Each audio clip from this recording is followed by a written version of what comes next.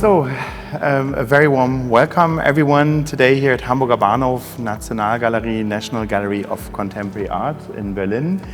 We're very excited to welcome you all on this special gallery, Berlin Gallery weekend, and we are very excited that David Claerbout came all the way from Belgium to be with us. So really a very warm welcome to you, David. Thank you. And we look forward to this conversation. I also would like to thank Deutsche Bank, who has been supporting this series for an ongoing period. We're already in our second year and had many fantastic conversations. And perhaps just as a quick reminder, the series is taking place every first Saturday of the month. Next month, we are deviating just a little bit from the series. We will make the talk coinciding with Berlin, with the Berlin Biennale. So this is something where we go just after the opening of the Berlin Biennale, and we will give the stage to the curator Sascha Kohler, who will be in conversation with an artist from the Biennale. So we look forward to that. So David, it's a bit of a homecoming for you to Berlin. You know, we've met in Berlin a few times, but you were actually just telling me that you came to Berlin the first time in 1998. Do you remember coming to Berlin? Why did you come here, and what were your impressions of the city at the time? Well, it was already quite a different era, wasn't it? But it seemed back then already Berlin was in constant movement of construction. And I was befriended with an architect who said, you young artist, I'm going to introduce you to Berlin. And everything stands just still quite vividly. We went to some of the galleries that actually still exist, but they all moved, I think, locations 2-3 times since then. Shortly after that, I think a few years later, I was invited by the Deutsche Akademische Austauschdienst. 2002, a few years later. Via Lynn Cook and Friedrich Meschede to live a year here. And from then on, I saw myself as a permanent resident in Berlin. But then somehow we went back to Belgium, well, for various reasons, but prices of real estate and of studios in Belgium were still quite a bit cheaper than in Berlin, even around the year 2003. So we decided then, okay, we're going to, low-profile Belgium and start a studio there. And so that's why we did, but I still consider Berlin home. And what I think many people don't really know is that you were originally trained as a painter. You're, of course, known very much for all your really innovative video works and film installations. We will talk a little bit more about that later. But early on, your career started somewhere else. Perhaps can you tell us a little bit about that shift, or is that something that you find still relevant? Is there something painterly in your works and in the composition or so? What is your relationship to this medium, painting? I have somewhere in the archive, I have a few boxes, large boxes of old work. Now we are very curious. And they go back to... I hope they come up in the slideshow. Well, they're supposed to stay closed for a long time still, but they date back to my age 12. So I started very early. I was one of these people who were just good for drawing and painting. But it was mainly drawing. I love to work on paper, and I actually still do. But because I started very early on, I was very unhappy as a young artist. By the time I was 24, I had already had like what seemed to be a lifetime drawing and painting. And I felt like you have to imagine you're in the late 80s or mid 80s and early 90s. You're in the middle of postmodern thought, the end of history. There's nothing really to add. All you can do is comment on what other people have made, or other artists have made, or other cultures have made. So I was really feeling very disconnected from everything. And then somehow through all the shackles, starting to work with the moving image, early digital production became accessible for young artists. It was still, not very widespread, but it was really a new generation that was starting to work, and unknowingly I stepped into that kind of stream. But I think what characterized my work back then is that I really wanted to work with things that other artists or photographers had left behind, and I wanted to create as little as possible and as minimalistic as possible as a contribution. And that's how my simple video animation started, basically. Very hesitantly, very autodidact also, but very hesitantly, out of a position of not having really access to authorship. I was a good draftsperson, perhaps, but what is that when you have so many centuries of great art? And so out of nothing grew something. That was how it was. And is there an element of you finding it, I don't know, I don't want to say easier, or are images, physical images or photographic images, are there more conveying a certain reality than painting or drawing or something? Is there an element of connecting something that is maybe more closely related to what we're observing through our own eyes in a more quote-unquote real way, or is that nothing that is really in there? It's fascinating, isn't it, how we have sort of put the photographic since more than a century, actually around 180 years, we've put the photographic in a privileged position as a testimony of modern life. But in fact, when we look at the picture regimes that exist throughout the history of painting, there's not such a great difference, but somehow the photographic image has had this privilege of testifying the world. And when I started to work with photographic images, it was clearly out of a position of taking care of lost items from a past. I was very much felt that I was taking care of an orphanage. And in our time, I'm rather convinced that this photographic reality that we associate so clearly to the real is undergoing an act of disappearing, just like one would say the regime of painting was under pressure in the 19th century. There's something similar happening, and we're saying goodbye to a particular culture.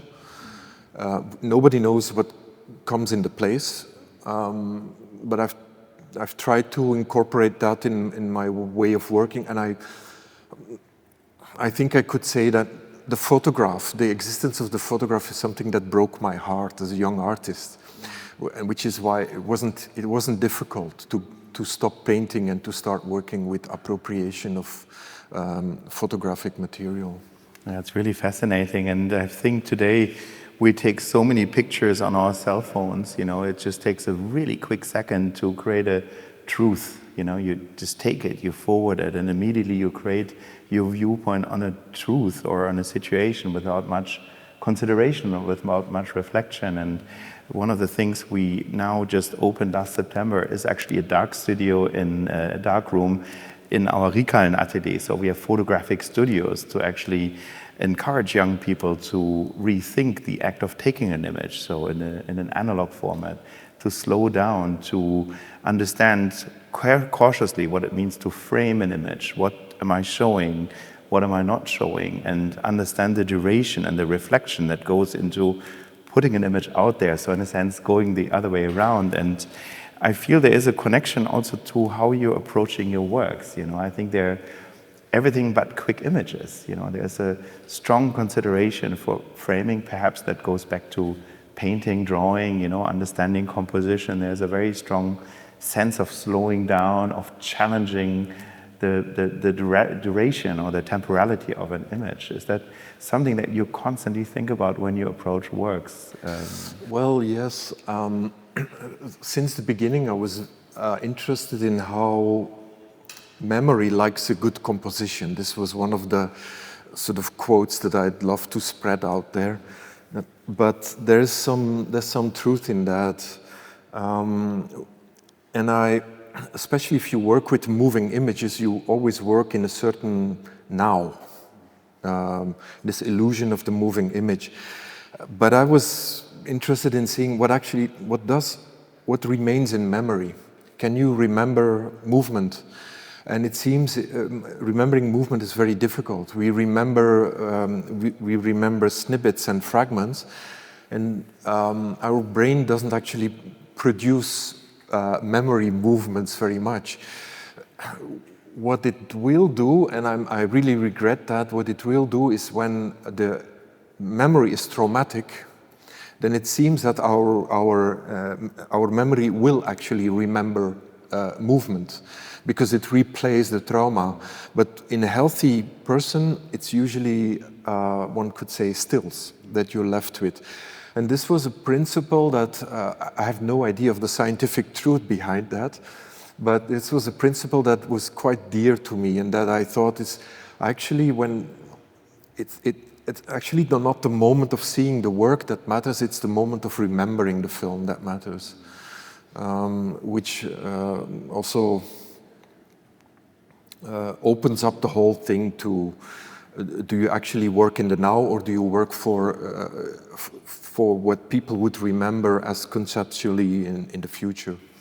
There's one work, and maybe that makes sense to mention now, Sections of Happy Memory, the film that you shot in, or it's not a film, but I think the installation you shot in Algiers. I saw it at Venice, one of the first encounters I had with your work, and it really struck me so fundamentally how you can capture one particular moment, one scene shot from so many different angles, and by simply showing these images in a sequence, you ended up thinking there's a movement, there is something happening, but it completely tricks you because it is actually just a static moment in time. And I found that so really inspiring and quite genius, how you collapse, in a sense, the time axis. And it is something that you experience often. A moment can seem an eternity, and sometimes you are completely bored, and months later you feel like time is not passing, but when you look back, oh my God, all this time had passed. It's such a strange shift, and I felt that this was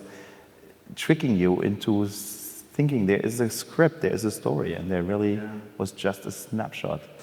Well, when we think back about this series, because I did several works, I think 4, 5 maybe in total, over a time span of 10 years, I still remember that the Sections of a Happy Moment, it was this ongoing occupation with how to be a minimalist filmmaker, which is not an easy task, because film usually throws on your plate all events of life and all the dramas and traumas, and how to actually show the life of time and of your own life and of your own breathing, but by doing just very little. And I experimented with a single moment in time, like in the Sections of a Happy Moment, and I said happy moment, so not a traumatic moment, but the opposite. And it seems that good news travels very slowly and bad news travels very fast, which we know, which we experience quite well in media today. And I thought, if I gather 500 stills of a single moment in time, of an uneventful moment, just a person feeding a piece of bread to a group of seagulls up in the air, and they were portrayed on a roof overlooking the Mediterranean Sea on the Kasbah of Algiers, and just describing the scene without a plot, without an evolution, was delivering a few things at the same time. And this is what I find interesting, is how you can have simultaneity of time. It was delivering the photographic, so you keep on looking at photographic images in black and white, quite detailed, but it was also delivering something sculptural.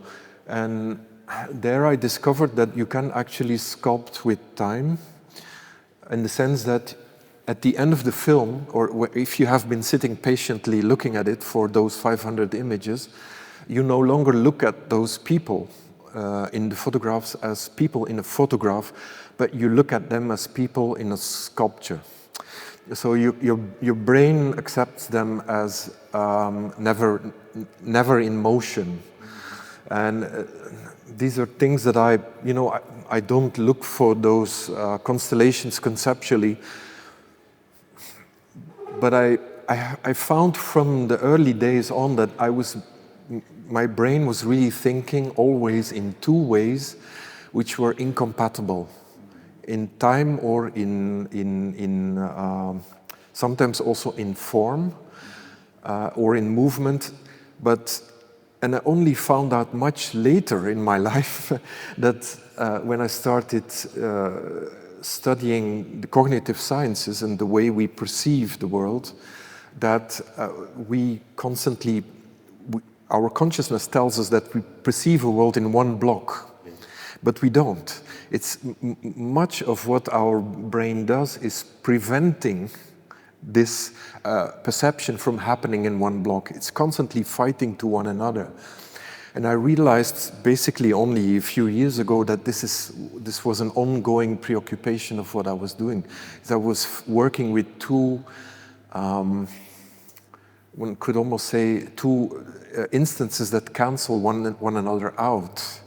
If you don't let them speak in a proper way, if you don't let them communicate in a proper way with one another. And so this has been, I think you can find this back in most of the films that I've made. Yes.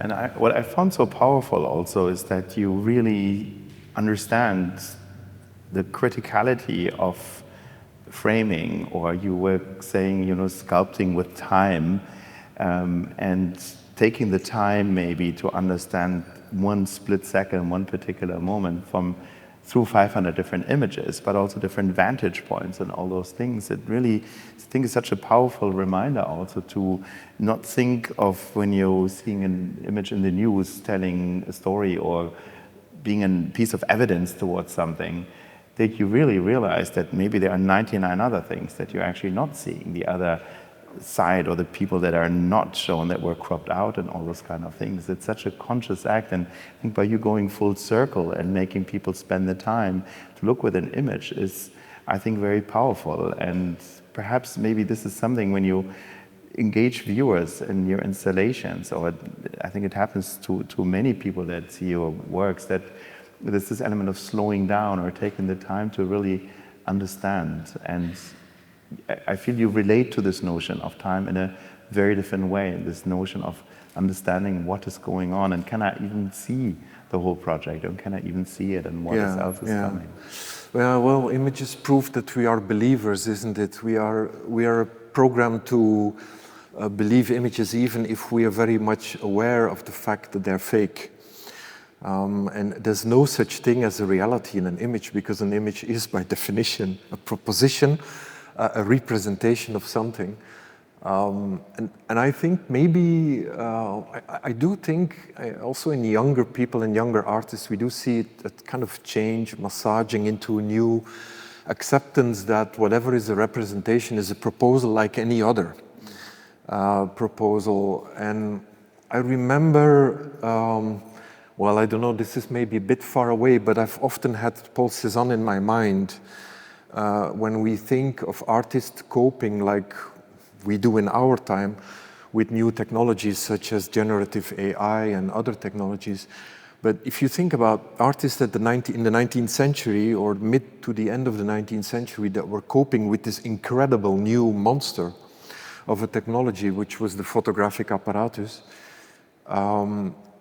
they were all in pain. It's not that they had an easy job. They were all in doubt and in hesitation and in pain with what to do. And some started painting from a kind of tabula rasa aspect. They said, look, I accept I'm blind, like Paul Cézanne.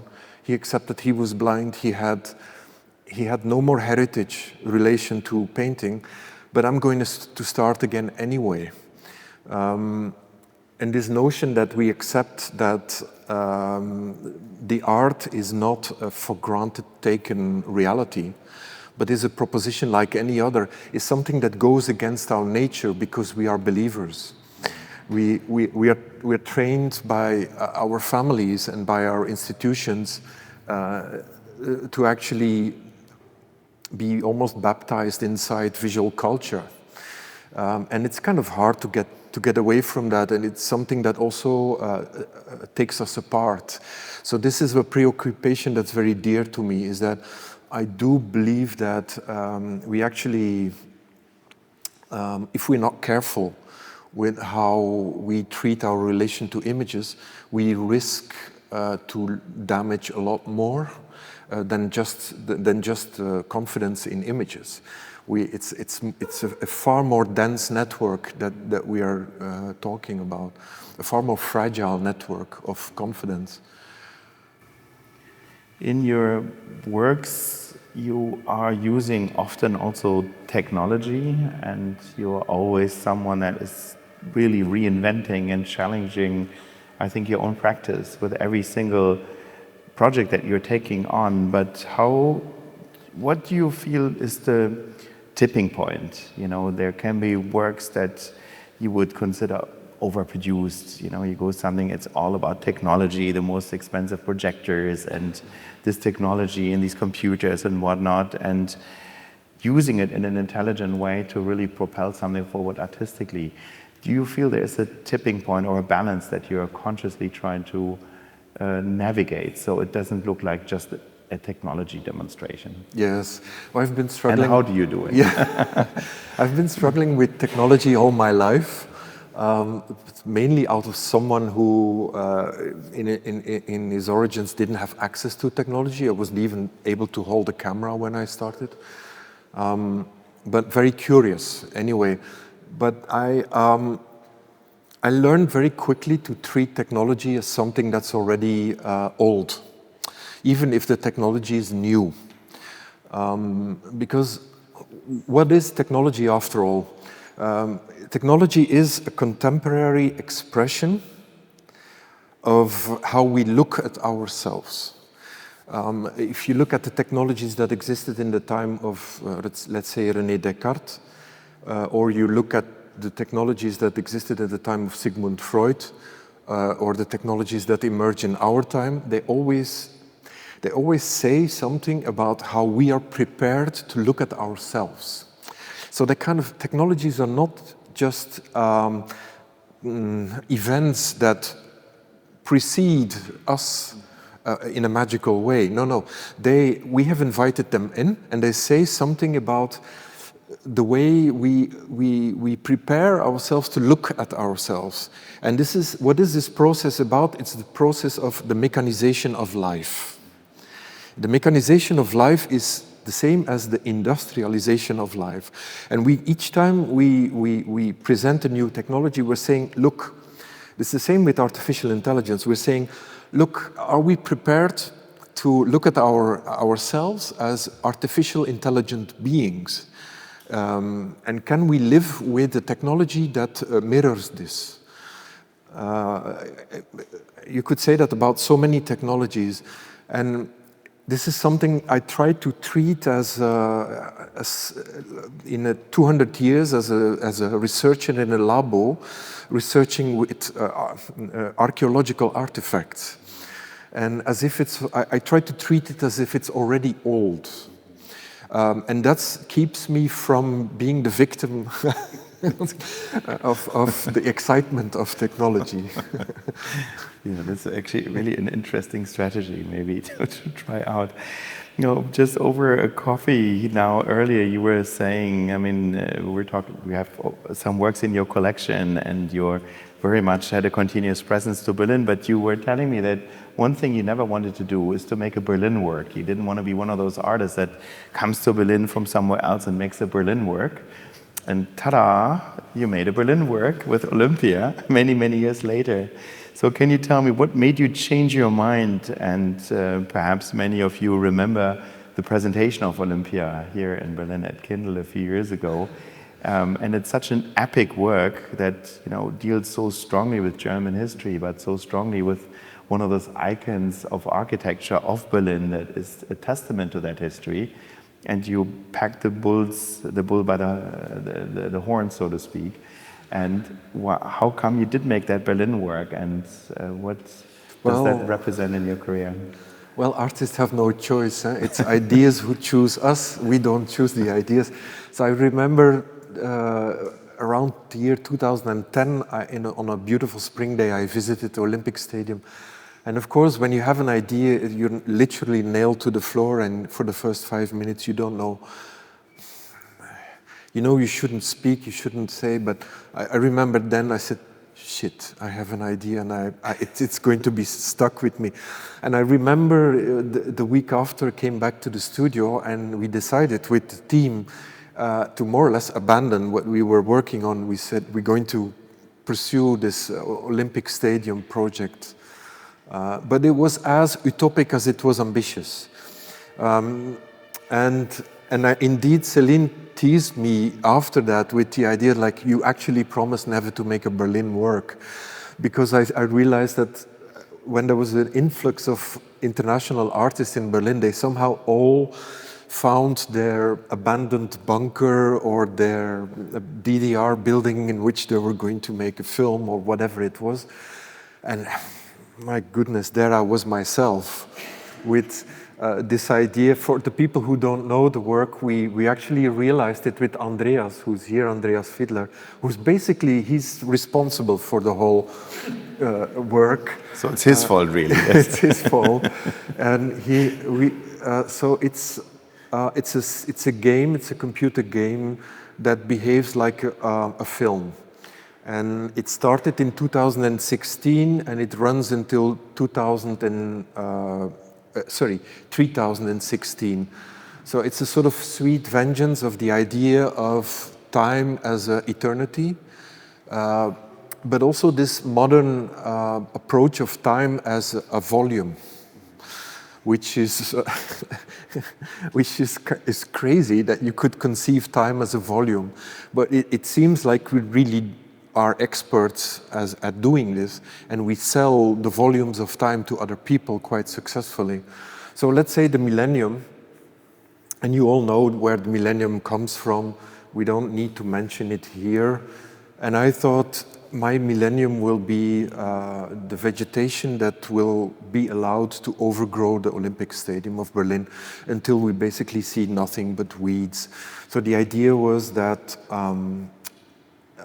I call it a hippie technological takeover of, one would say, one of the icons of fascism of the 1930s. And so it felt like a sweet revenge, but also a very unpronounced, non-verbal way of trying to deal with these utopic versions of time. It's ongoing, but it's a highly problematic work, because I signed off to be responsible for 25 years of those. So not for 1,000. No. And we're hardly 10 years in the existence of the work, and it needs urgent renovation, actually. I mean, this is an interesting question. I mean, I feel like, you know, with this work, for those of you who've seen it, it's so epic, and of course you can never see all of it. You know, we will not be around for 1,000 years, but maybe you can tell us these challenges. You know, the political project lasted 12 years, so we very much hope that your project will make the full 1,000. But what is the challenge? I mean, you were explaining to me a little bit over lunch. I think it's so fascinating how you know, at the current moment, it is almost impossible to predict where technology is going, and even in 10 years or in 20 years. And from a museum perspective, how to, you know, take on such a work in a collection, how to care for it, and how to be able to show it in 200 years. With a painting, we can look back, but in a work like this one, that is constantly evolving, you don't know. And now, 10 years later, you're not selling it very well now to any museum people that are here too. You know, but what is the issue? Maybe we can talk about that. It's like with trees, you only need the dead seed of a tree that has died out 2,000 years ago in order to regenerate. So basically, I count very much on the idea that the concept will survive everything.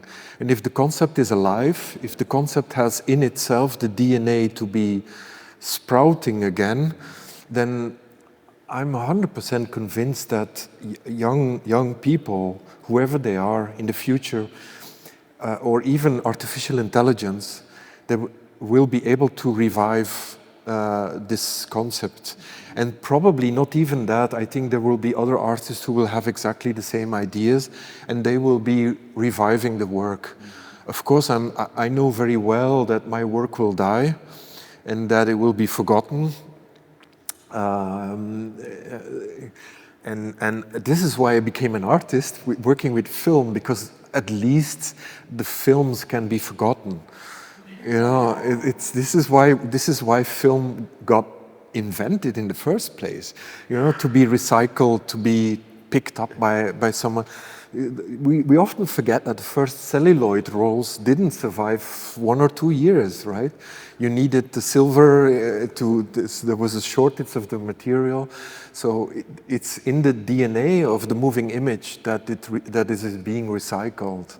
One has to accept that all that is left is a little grain, a little dried out grain that can be a concept strong enough to be picked up later by future generations.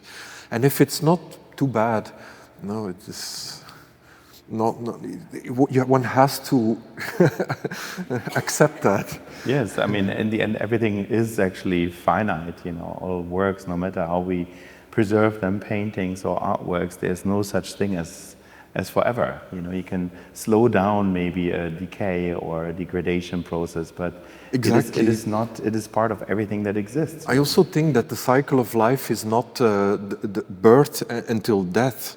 The cycle of life is quite a different thing. It includes the decay, and it includes the graveyards to which we are going. That is the life of the death that we are. The transitions from life and death into one another, I think, are quite different than those really quite limited. Just like the limitations that we have when thinking about time as clock time, we're not sure if time has got anything to do with clocks at all. It's such a flexible given. But to atomize duration into small bits and pieces is of course very handy, because if we look at the things, just the light, the projector light, this microphone, it's all frequency dependent. So it's all clock time dependent, and it generates, it's very powerful. It's got the power of nuclear energy. It almost promises infinite life, but it is nothing but a proposal of time that is something we can all agree on and we can domesticate.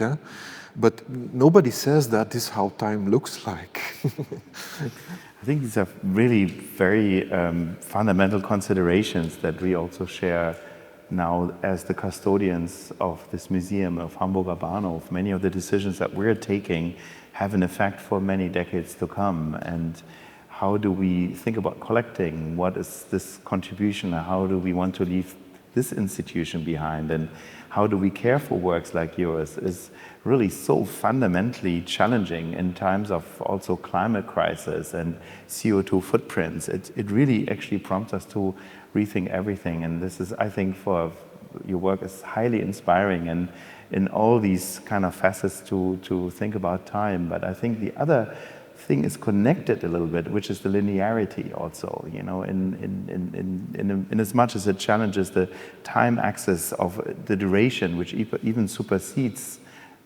us and our own imagination in many cases, but also within the projects, there's often or usually not really a linearity or a beginning or conclusion. You know, I think it's great video art actually for bigger group shows. You can walk in at any moment, and I can figure out what's going on if I stay and spend some time in it. I can stay a second loop, I can do a second round or whatever, or spend an hour or 5 minutes. But it is very much like looking at a sculpture in many sense that you encounter by accident in a gallery, and you decide yourself, or a painting, how much time am I going to look at it, and I always have a great entry point no matter when I come in. How conscious are you of that linearity and the lack of a conclusion, perhaps? Quite conscious, in the sense that I'm personally a little bit surprised that not more filmmakers and artists, I mean there are embracing this, how you say it, impossibility of communication, of having to communicate here and now with, you know, always this terror of the screen pumping out signals to the spectator. And saying, look, it's not necessary. It's really not. We shouldn't be capitalizing on your time. Quite on the contrary. So this Zen aspect or this meditative aspect of time is of course contradictory to the phenomenon of film and the moving image, because the moving image shoots so many frames per second at your retinal system.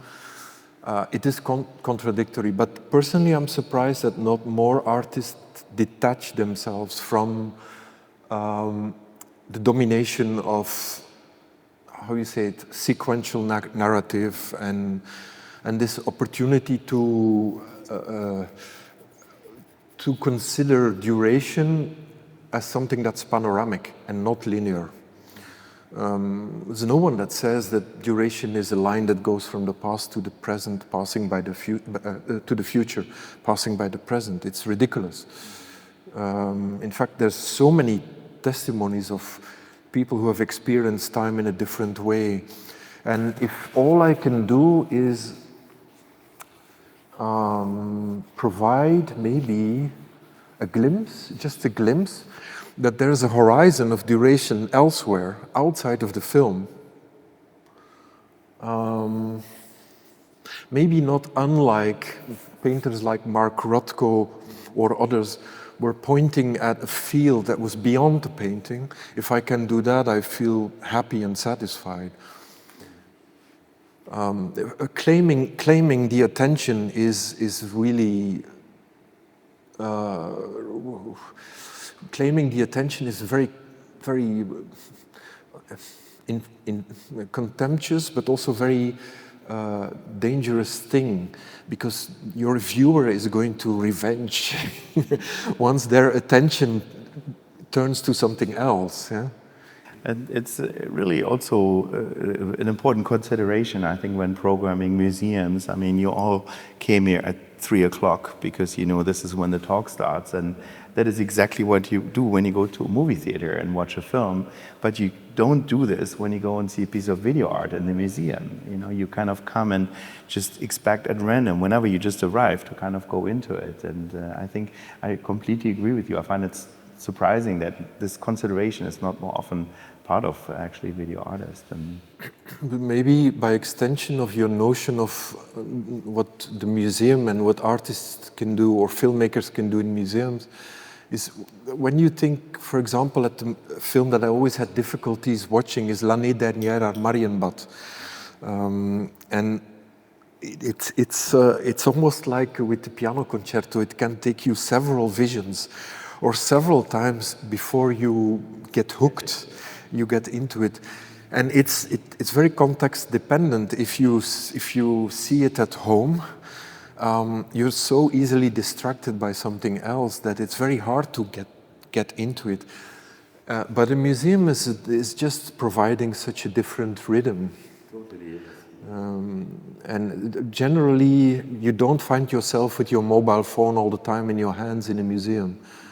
I would never have thought we would have come to that point where museums are places where you're not actually looking all the time at your screens.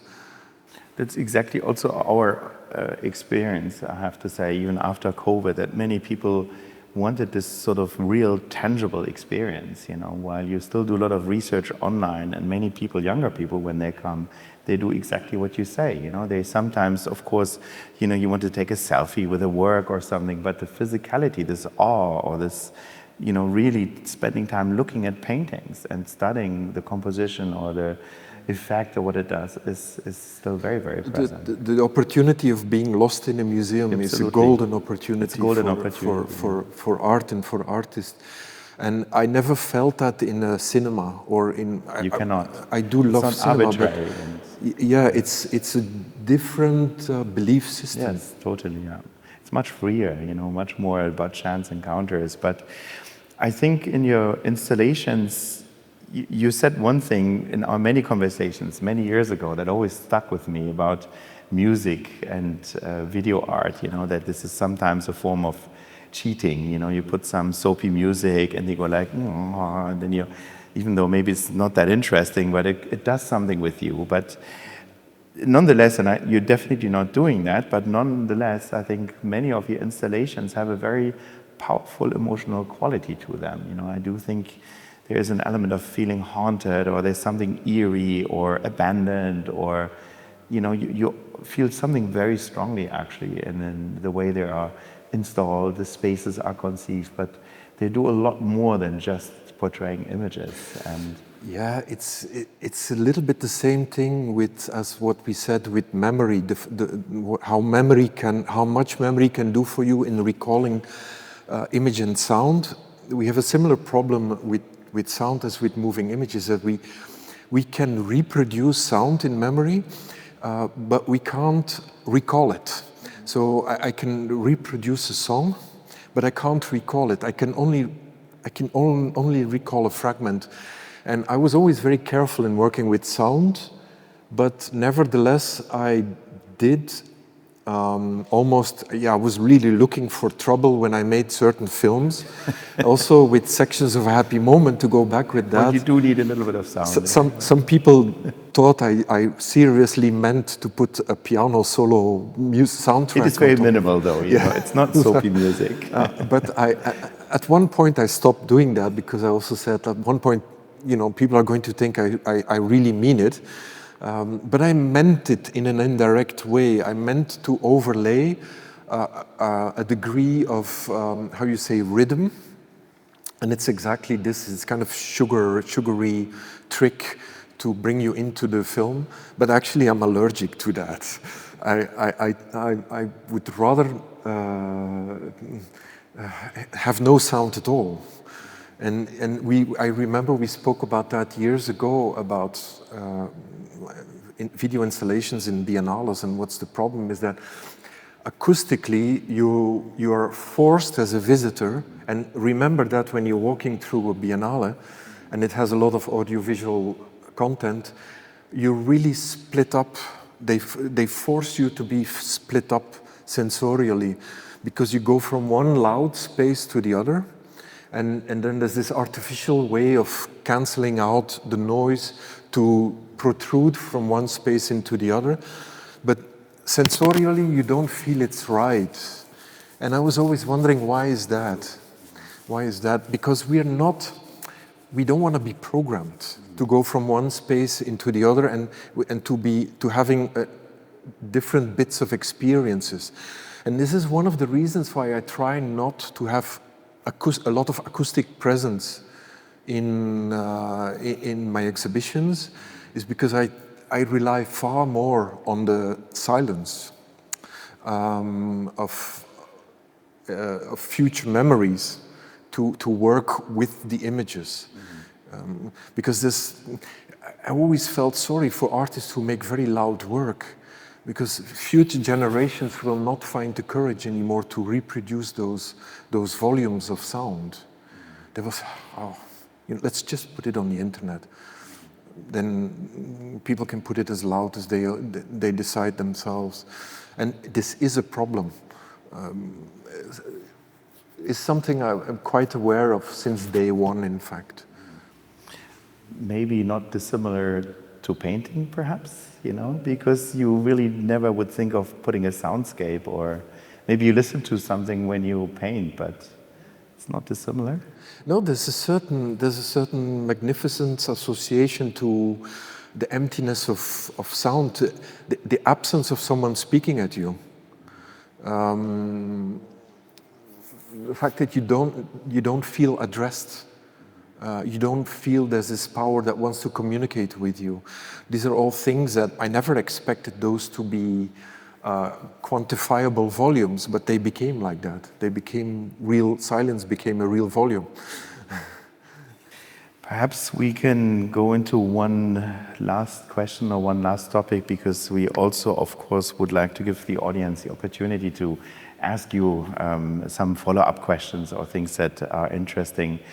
And I really find it very fascinating how in your current project, we were just talking a little bit about it, you merge generative KI, AI, real footage and all these kind of things, trying to do something. I mean, where do you see video art today? Where is it going? I mean, will we have the need for actors in the future? I mean, is it necessary? Can we just all do it automatically? You know, we can do it in text. You know, where is this going? Is video art going to exist in 20 years? Is it going to be around? And what does it mean for us as a museum, or as, where is it going? I think we will probably be, well, I can't really say a prognosis, but we'll probably be in the, how you say it, the dopamine phase of being very excited about new technologies for a few years, and then this will fade again. I think in a number of years we don't speak about generative AI anymore, it will be integrated. But pay attention to the sneaky ideologies that come in through the back door. Those are the ones that we should watch out for. I do think let's say, take the acting that you mentioned. I'm convinced that acting will be, for a large degree, discarded in the future. In anything that's commercial work, acting is already becoming a format, and it will be increasingly formatted until it is some kind of motive between any others. And then there will be a few actors that will penetrate through all that, and that will keep the art of acting alive. But I think generally much of it will be gone in the way. This is just what industry does. It's much cheaper than paying actors. Exactly, that's always the main reason. It's much easier to produce. And I always say, if you want to know the future of something, then look at the differences in speed between how the music industry evolves versus how the film industry evolves. And look at what the music industry did. The music industry did what's happening to the image industry 25 years ago. And so it's a matter of dividing things up into digital and into exchangeable, and it disappears into bits. That's what happens. But nobody can say what's the future of art into that, or video art. And what does it mean for your own production, your current project? You know, where do you stand on that? You were just talking a little bit about your current projection, your project, and the limitations that you encountered in using some of those technologies. A while ago, I did something that I usually don't do. I picked up on a research trajectory in generative AI. So I was able to hire a few people that helped me do research, and we basically tried out all the future projects that we have in the studio, and we just said, let's just try to consider artificial intelligence as an assistant in the studio. And I've been very grateful, and it's really quite incredible. But we're not, to my surprise, we're not using it as a means of producing results. We're using it as a means of designing films. Because you see, everybody's now focused on the production of results. And my studio doesn't do that. We design the films, and we, at the very end, at the post-processing, or like with Olympia, we count on future generations to help us continue making the work. But the middle part is very artisanal, and if you want, I can give you, maybe some of you have already seen it, because it's not included in the PowerPoint here. On Instagram, in my or our studio channel, there is a glimpse of some images of a new work that we are developing. And it's all done in the old-fashioned way with the CGI and cinematography and basically image painting. But you can see that its origin is generative AI, and its future is certainly generative AI. But the whole middle part is done by us. We have suffered. We've been nailed on the cross, and we've worked for a year and a half with a team of 8 to 10 people producing this film, which we hope will help training artificial intelligence model in the future to complete it. Well, David, thank you so much. This is really fantastic. So many great insights. So thank you so much for being with us today. Really. Thank you for coming. Thank you for coming, and thank you for inviting me.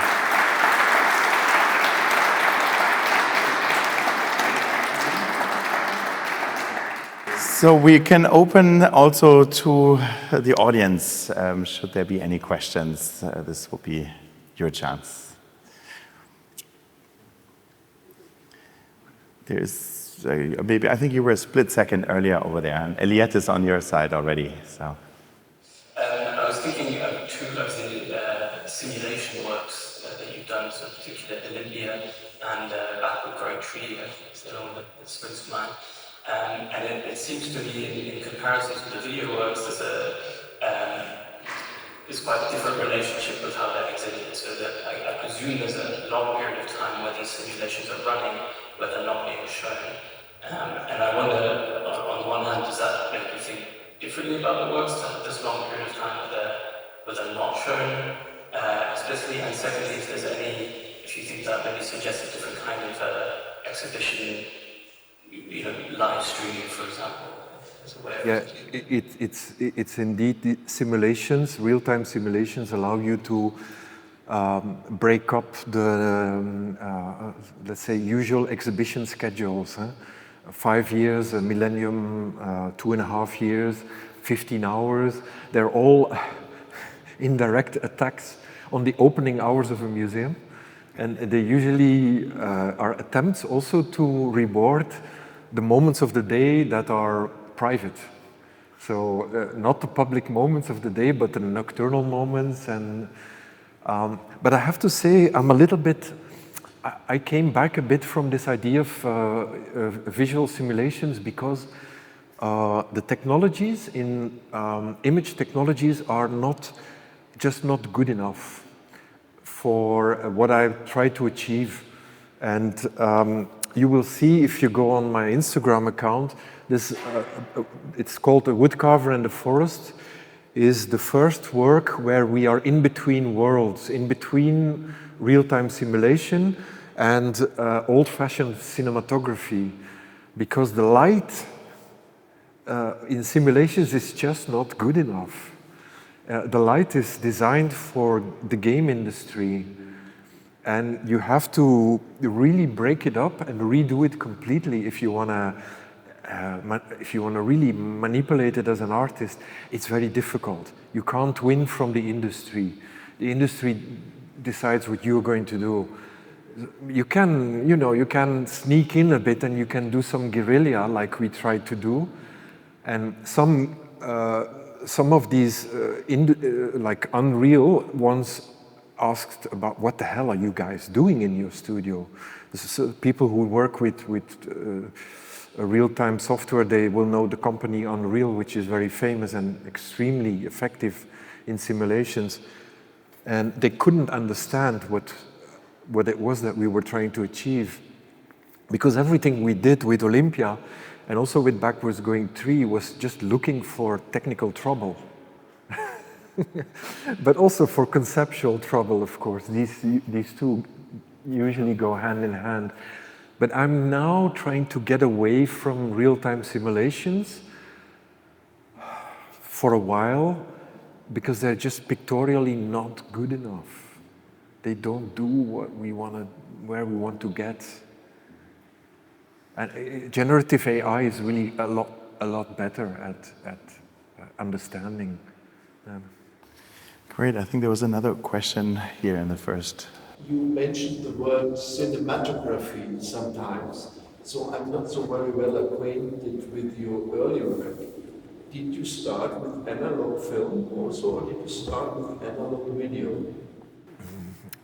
Yeah, that's a good question. My first experiment with film was I borrowed a student from a film school who helped me develop, I think it was an 8mm of a 16mm film in our own bathtub in my apartment, and it all failed. But I knew it would fail. I wanted to make a... I was always... I really... How crazy was that?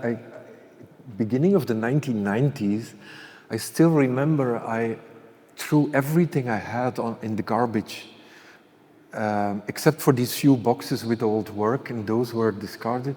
But I really wanted to be a digital guy. I really wanted to be someone who could disappear. Because I was so fed up with producing art that was taking up space. So I really wanted to appear and disappear, but I somehow didn't want to be on a podium. So what else was there? There was film, yeah, or video, and this is where I kind of slowly sneaked into this this culture of the moving image. But I was very intimidated by people who were schooled in cinematography, because I always said, you guys are very religious, do you realize that? Huh? You're not just trained, you've been baptized in the religion of filmmaking.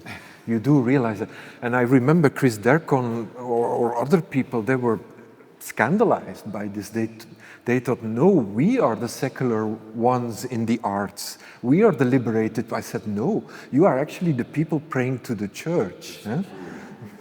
So, but now I think a little bit more liberated on all these things.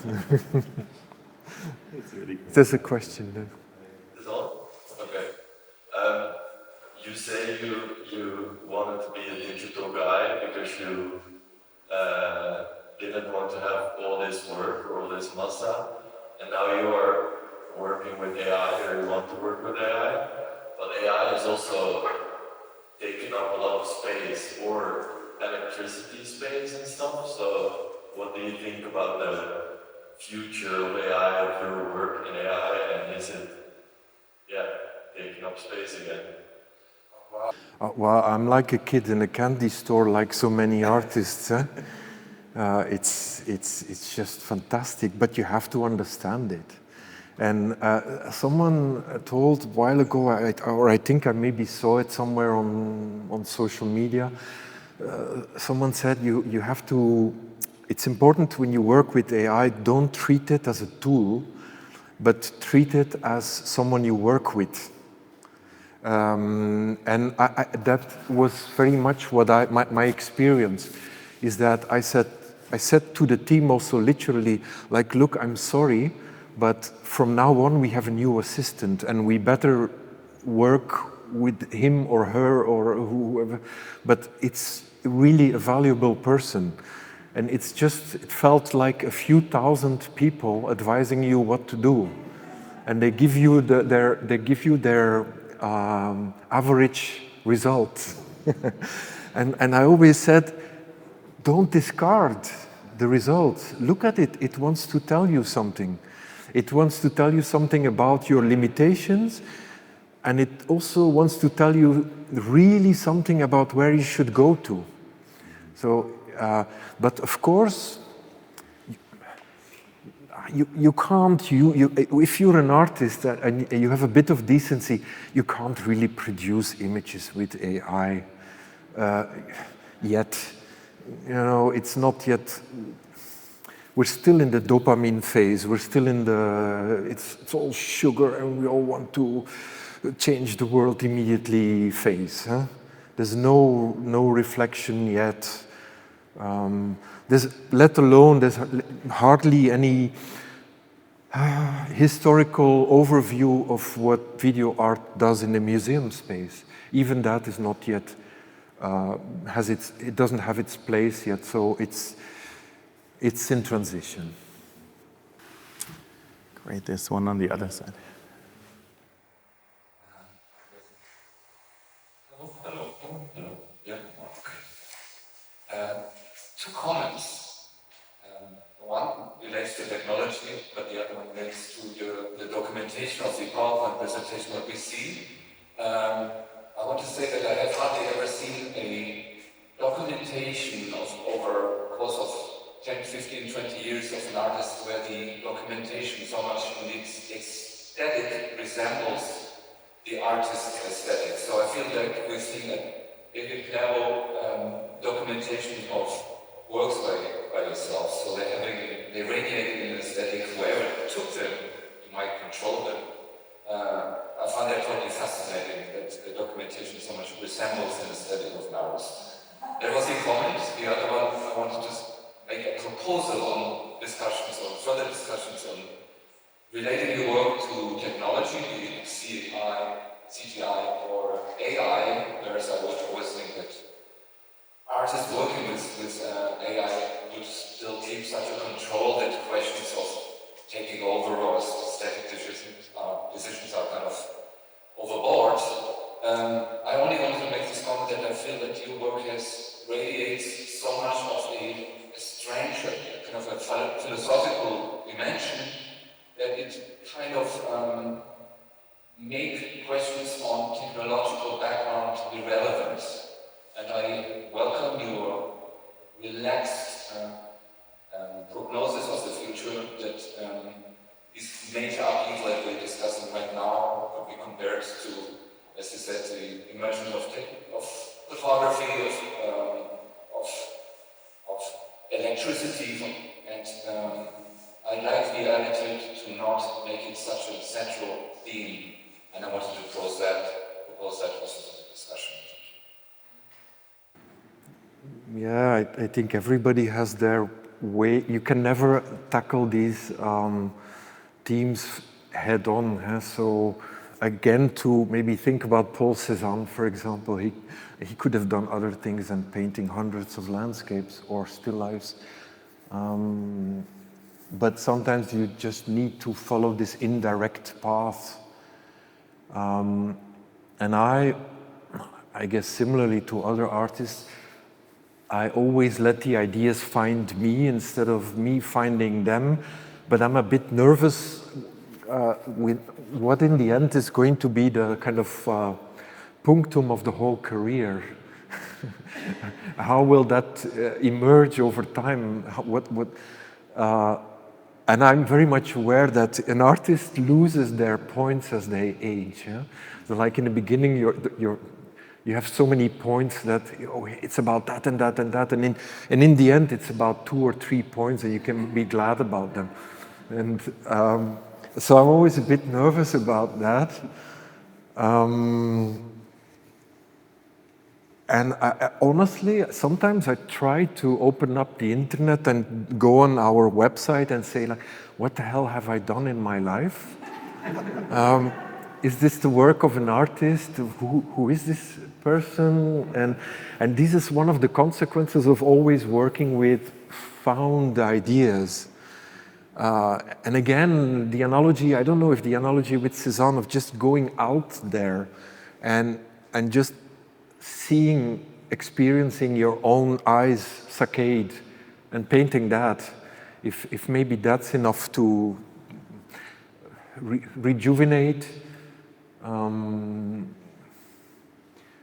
But again, yeah, I have no clue. I think I don't know, maybe I'll be remembered as someone who, in a very indirect way, who never had the courage of like asking the big questions on the image or technology in a frank and direct way, but who had to have long philosophical conversations about them.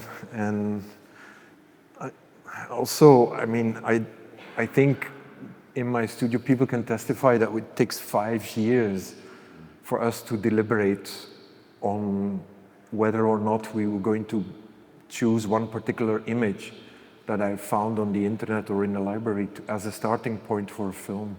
But out of that, the analogy of the seed, out of that can grow an entire world. Well, just like the piece that we're working on right now is just one piece like that that's been with me for years. And I always was wondering, what the hell is it? What is it saying? It's somewhere in a book it's in a book about young people reverting to wood carving in order to get rid of digital addictions, or screen time addictions. And it was not really that inspired me, not at all. That's maybe the moral, I'm already looking too far and too much. But it was something else. It was about being inside, locked inside, looking at the world outside that's at the same time a screen.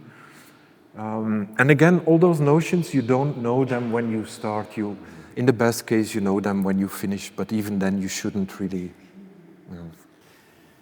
Well, okay, one last question, but perhaps I can add. I mean, I think this is a great point about art, maybe, that because you can express the things that you don't really know what they're saying, you know, where words fail you. And that's why perhaps you're doing this particular project. Hi, Elisabeth. Hello. Thank you very much. This was really fascinating. I just want to ask you, who is your ideal audience? Because obviously you have the church, which is on your side, but you said that you're using social media, obviously, to show preview of your work. I can't hear it very well. Are you showing it to your collectors to show what's coming up, or are you trying to enlarge the audience? The ideal audience. Well, be careful what you say now. Yeah. Everyone present, of course. Yeah. Depends on the moment, isn't it?